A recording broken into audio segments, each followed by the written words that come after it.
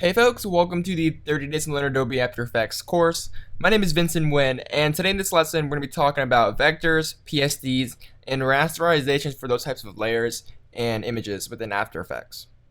So first things first, let's go ahead and talk about PSDs because I feel like PSDs are more common to use, especially for beginners within After Effects.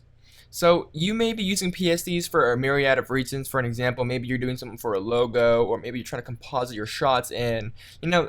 A lot of people use PSDs in their After Effects workflow. So let's just take a look at how you would import those and some of the different options you have when importing those things. So I'm going to double click into the project media panel, and I'm going to import a PSD here called the new MacBook Pro.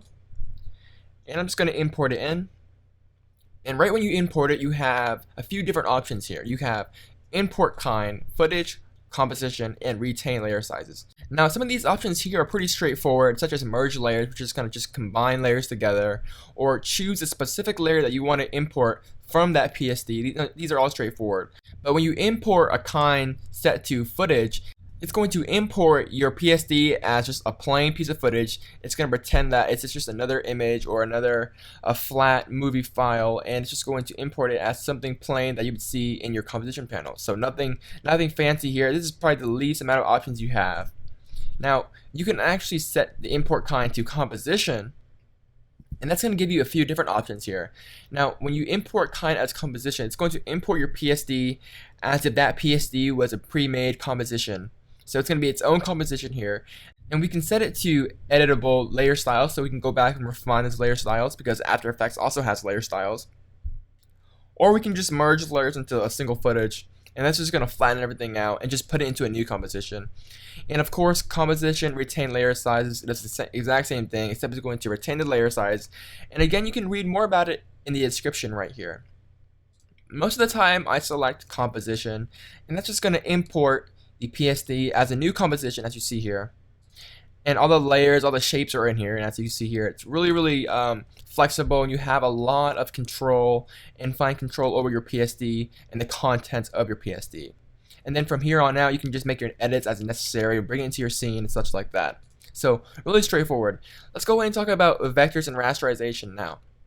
Now, vectors are a little bit different.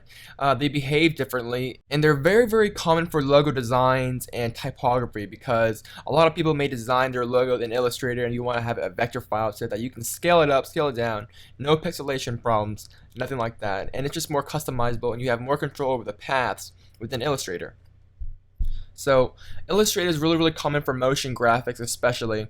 And so I have an AE Tuts logo here, and it is 543 by 155, and it is an AI file, so an Illustrator file. And when I import it into After Effects and just drag it into the timeline here, you can see that we just have our plain AE Tuts logo. So in Illustrator, when you scale something up that you created within the application that's at vector file, it's going to retain its sharp, crystal clear edges and stuff like that, and it's not going to be pixelated. Now watch what happens when I scale up the AE Tuts vector logo here. As you see, we get these really ugly, blurry, unsharp edges here, and it's not rasterizing and it's not retaining its crystal sharp edges here, like Photoshop. But this is a vector file, so what's going on? Well, After Effects does this by default to save you some memory and resources on your computer, but you can actually enable rasterization, continue rasterization, by clicking on this little sun icon here, as you see here. For vector layers, it's continuously rasterizing the layer here. So once I click this little icon for the layer, you can see that we have our crystal sharp edges once again, and things are being rasterized once again, and it's just like Illustrator. And this is really extremely helpful for logo design, where you'll be getting really close to your logo and doing some animation with your logo, and you don't want those really ugly, blurry, pixelated edges. So that's how you work with PSDs, and that's generally how you import and work with vector files if needed within After Effects, and understanding rasterization, how that works within After Effects. So in the next lesson, we're going to be talking about motion blur and how to polish your project with motion blur with After Effects. Really quick tutorial, but really interesting, really help your workflow. So if you guys have any further questions, don't hesitate to leave me a message in the forums, and I'll get to them as soon as I can. And once again, guys, my name is Vincent Nguyen. I'll see you guys in the next lesson. Bye, guys.